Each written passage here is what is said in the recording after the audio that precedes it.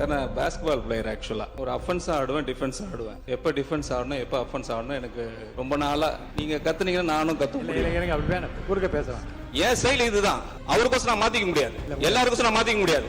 மாண்பு உறுப்பினர் உட்காருங்க. மாண்பு அமைச்சர் கேலி பண்ணுறீங்களா? மாண்பு என்ன கேலி பண்ணுறீங்களா? டிவிகேஎன்ஸ் என்ன கேலி பண்ணுறீங்களா அப்படின்னு நான் தான் நியாயமாக கேட்கணும். நான் வந்து பார்ன் கிறிஸ்டியன், நான் பைபிளை படித்து வளர்ந்துருக்கேன். தமிழ் படித்தவங்களுக்கு இதெல்லாம் புரியாது, தமிழ் படித்தவங்களுக்கு பாதி பேருக்கு இதெல்லாம் புரியாதுங்கிறாரு. என்ன அர்த்தத்தில் பேச வர்றாரு இவரு? தமிழர்களையும் தமிழ் மொழியையும் நிதியமைச்சர் மரிய வில்சன் அவர்கள் அவமானப்படுத்தி இருக்கிறாரு. இதற்காக கண்டிப்பாக அவர் மன்னிப்பு கேட்க வேண்டும். முதல்வர் இதை உறுதி செய்ய வேண்டும். பிடிஆர் அவர்களை பற்றி கூட அவர் சுட்டிக்காட்டினார். அவர் இப்படியெல்லாம் ஒரு பாடி லாங்குவேஜை வச்சுக்கிட்டு வந்து பேசல. யாராண்ட அப்படிங்கிற மாதிரி எல்லாம் அவர் வந்து பேசவே இல்லை. பப்ளிக் லைஃபுக்குன்னு வந்துட்டா பல பேர் பல விதமா ட்ரால் பண்ணதான் செய்வாங்க. உங்க தாவேக்காவினர் என்னுடைய கமெண்ட்ஸுக்கு கீழே வந்து எப்படி எல்லாம் பேசுறாங்கன்னு பாக்குறீங்களா? போய் ஸ்டாலின அப்படின்னு ஒரு கமெண்ட் இருக்கு, பொடி முண்டை அப்படின்னு இருக்கு. உனக்கெல்லாம் இந்த மாதிரி கமெண்ட் போட உனக்கு டிஎம்கே எவ்வளவு பே பண்ணுது அப்படின்னு இருக்கு. ஆனா உன வந்து கொத்தடிமை அப்படின்னு பேசுறாங்க. பதிலுக்கு நாங்க வந்து அப்படியா தற்குறி அப்படின்னு பேசினா அதுக்கு ஒரு ஆபாசமான பேச்சு இருக்கு. என்ன கேலி பண்றீங்களா? டிவிகேஎன்ஸ் என்ன கேலி பண்றீங்களா அப்படின்னு நான் தான் நியாயமா கேட்கணும். ஆனா தமிழை பிழை இல்லாமல் உச்சரிங்க அப்படின்னு சொல்லிட்டு மிகவும் கண்ணியத்தோடு தான் எம்எல்ஏ அவர்கள் வேண்டுகோள் வச்சார். அதில் எந்த குற்றமும் இல்லை. தமிழ்நாட்டில் தமிழராய் இருப்பவர் அமைச்சராக இருக்கிறார். தமிழை பிழை இல்லாமல் பேச முயற்சி பண்ணுங்கன்னு ஒரு கண்ணியமான வேண்டுகோள் தான் வச்சார். அவர் எந்த விதத்துலையும் மரியாதை குறைவாக பேசலை. ஆனால் நம்ம நிதியமைச்சர் மரிய வில்சன் அவர்கள் அதை எப்படி எதிர்கொண்டார்? எங்கேயாவது மரியாதை இருந்துச்சா, கண்ணியம் இருந்துச்சா, சட்டமன்றத்தில் பேசுகிறோங்கிற ஒரு பொறுப்பு இருந்துச்சா, அவருடைய பொறுப்புக்கு ஏற்ற மாதிரி அவர் பேசினாரா, அவருடைய பாடி லாங்குவேஜ் எப்படி இருந்துச்சு?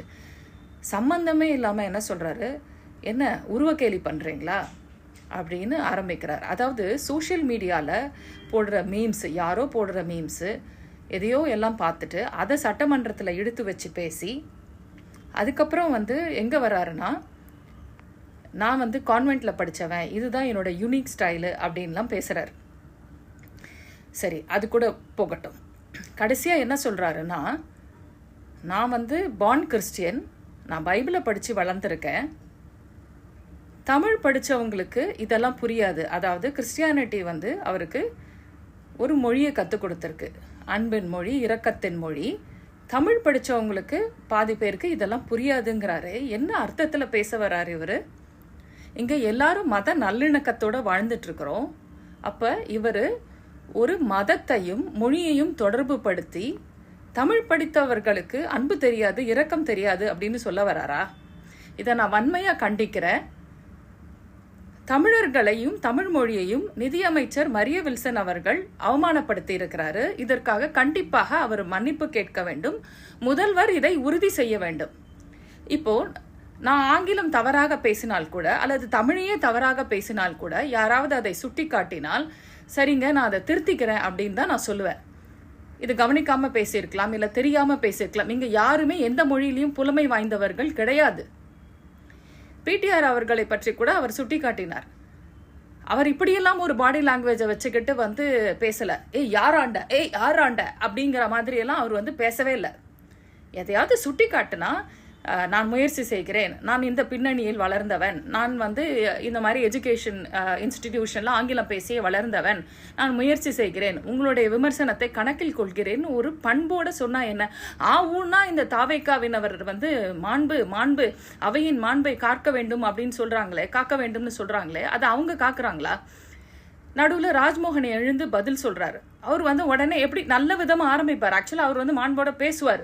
அவருடைய பேச்சில் மாண்பு இருக்குமே தவிர அவர் கொடுக்குற பதிலில் வந்து எதிரில் இருக்கிறவங்கள வந்து ஒரு குத்துற மாதிரி பதில் சொல்லிடுவார். எப்படி சொல்கிறாருன்னா, இவர் வந்து என்கிட்ட வந்து தமிழ் கற்றுக்கணும் அப்படின்னா அவர்கிட்ட வந்து எப்படி வந்து பட்ஜெட் போடணும், நேர்மையான பட்ஜெட் போடணும்னு சொல்லிட்டு எதிர்கட்சியினர் கற்றுக்க தயாரா அப்படின்னு சொல்லிட்டு உடனே அது ஒரு எள்ளல். என்னங்க நடந்துட்டு இருக்கு சட்டமன்றத்தில்? நீங்கள் மக்களுக்காக பேச வந்திருக்கீங்களா, இல்லை உங்களுடைய ஈகோவை பறைசாற்ற வந்திருக்கீங்களா? பப்ளிக் லைஃபுக்குன்னு வந்துட்டா பல பேர் பல விதமா ட்ரால் பண்ணதான் செய்வாங்க. உங்க தாவைக்காவினர் என்னுடைய கமெண்ட்ஸுக்கு கீழே வந்து எப்படியெல்லாம் பேசுறாங்கன்னு பாக்குறீங்களா?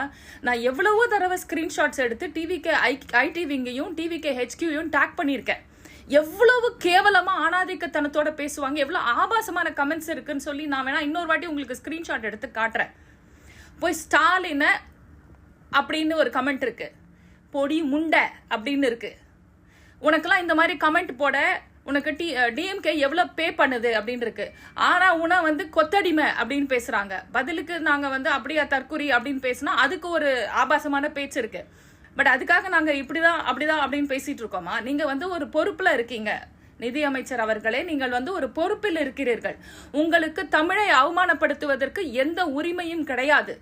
இன்னைக்கு சட்டமன்றம் கூடும் பொழுது சபாநாயகர் அவர்கள் இதை கண்டித்து நிதியமைச்சர் மன்னிப்பு கேட்க வலியுறுத்த வேண்டும்.